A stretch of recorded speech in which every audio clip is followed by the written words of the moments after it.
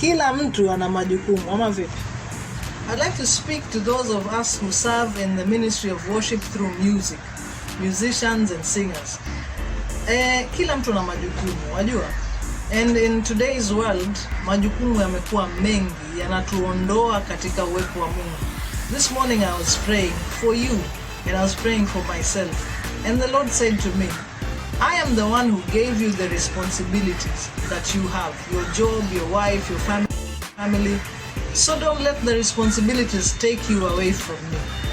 In fact, what you need to do is to address majukumu yako, uyaelezee kwamba Mungu ndio boss.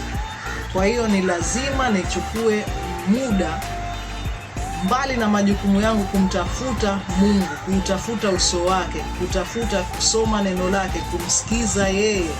And then tell your responsibilities. My boss is in charge of you.